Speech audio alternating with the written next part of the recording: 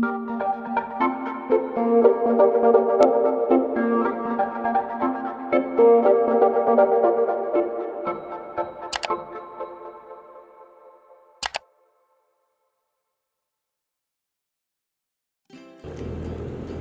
mga kapwa ko mag-aalaman? Magandang araw sa inyo lahat. Medyo masama ang panahon natin ngayon, maulan. Pero sumisikat ang araw pero may halong ulan. May kinakasal na tigbala.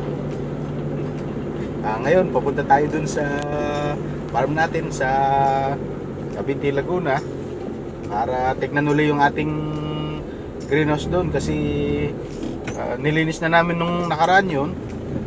Kumbaga nirestore na, pininturahan uli yung mga pipe natin, inayos na namin. Tapos pati yung mga patungan, pati yung aming bubong, napansin namin kasi na may sira na pala, kaya pinapalitan na rin namin. Bago na yung nakakabit ngayon doon, kaya bumili na kami ng medyo makapal-kapal kasi yung nakaraan namin, ang nakakabit na bubong namin doon ay 100 microns lang. Kaya ngayong bili namin bago, bumili na kami ng 250 microns na. Kumbaga mas makapal na talaga. So mamaya papakita ko sa inyo. Magandang umaga mga ka-farmer. Nandito na tayo ngayon sa farm natin sa Cabinti, Laguna. Sobrang lakas ng hangin. At papakita ko sa inyo yung greenhouse namin dito. Medyo makalat nga lang sa ngayon kasi nililinis pa namin. Kaya samahan nyo ako. Ito yung daan papunta dun sa aming greenhouse. Ayun siya yung greenhouse namin. Kakapalit lang ng bubong yan. At maglilinis kami ng loob. Kasi ayan, may mga tanim kami dito. Melon. Mga melon. Medyo malaki-laki na. Ito mga broccoli na hinarvest na namin. Tapos ito yung aming greenhouse. Lilinisin lang. Pasok tayo sa loob. Ang daming kalat. Maglilinis pa kami ng greenhouse namin kasi ayun, nagpintura kami ng mga tubo, ng mga pipe namin, kumbaga nirestore para bumalik ulit sa dating itsura. Tapos pininturahan na rin itong mga patungan.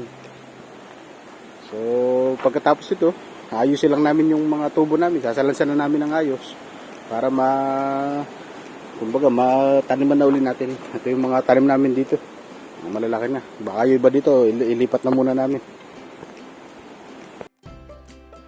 Ayun mga ka-farmer, ayusin lang natin yung salansan nitong ating mga pipe yung ginagamit natin sa ating hydroponic na lettuce. Papakita ko sa inyo.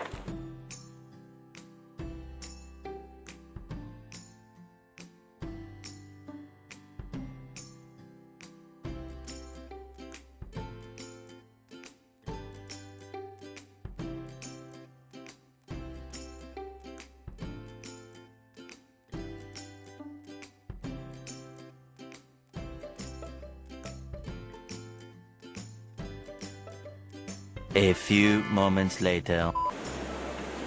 Ngayon mga ka-farmer, pipintura muna tayo ng ating greenhouse. Napinturahan na naman namin yung mga tubo, yung mga ginagamit namin na yung mga patungan. Ngayon pipinturahan naman namin yung mga poste. Papakita ko sa inyo. So yan mga ka-farmer, nagpintura tayo ng mga patungan ng ating mga tubo. Ito yung mga tubo natin. Kanina sinetap ko pero inipon muna namin kasi magpipintura kami. Kaya yan, lahat ng mga dingding na yan pipinturahan natin yan. Pati itong mga poste yan, pipinturahan natin yan mamaya.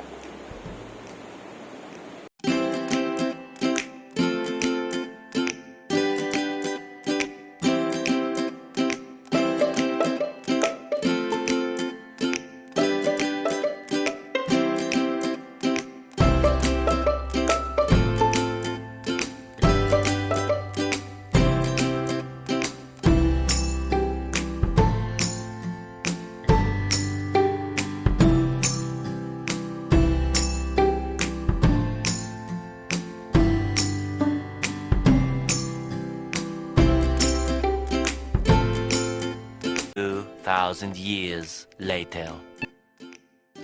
Hapon mga ka-farmer, dito na tayo sa may hituan natin na hindi namin natapos yung sa may greenhouse yung pagpipintura. Tutuloy na lang ulit namin sa isang linggo. So ngayon, kanina pinalitan na natin ng tubig itong mga hito natin. At kanina napansin namin na parang ang dami ng mga dahon ng puno na pumapatak dito. Kaya naisipan namin na lagyan na lang ng harang itong harapan na ito. Para yung mga napatak na dahon ng puno, hindi sila pumapasok doon sa loob. Kasi halos napupuno ng dahon yung loob natin. So, lalagyan lang namin muna, tapos papakita namin mamaya. Ayun mga ka-partner, naikabit na natin itong taklob natin. Mamaya papakita ko sa inyo yung pagbababa. Magpapakain muna tayo. So, itong papakain natin, ituloy yung starter natin para dun sa ating mga maliliit na hito. Hindi natin.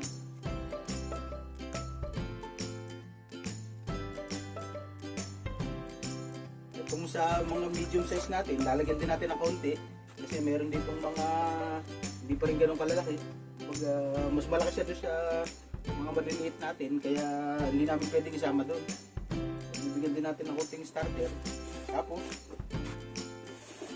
lalagyan na rin namin ng grower. Ang grower, malaki ang butil. Sasabog din natin dito sa ating mga malalaki.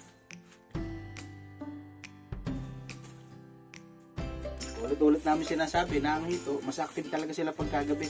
Kumbaga, sa ngayon, di pa natin masyadong makikita na kumakain sila. Pero mamayang gabi, sigurado naman kakain sila. So, tapos tayo pakain. Natin. Paano natin itong ating telon.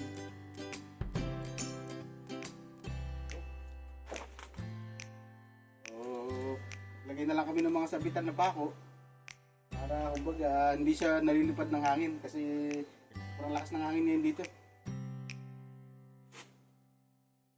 Madami naman kami nilagay mga sabitan kaya wala problema, hindi sila malilipad. Na yung ating mga harang, mga ka-farmer, hindi ito makapasok ng dahon sigurado. So, yun lamang muna sa ngayon. Medyo hapon na rin kasi kailangan na namin umuwi. Salamat sa inyong panonood. Naway pagpalain tayo lahat.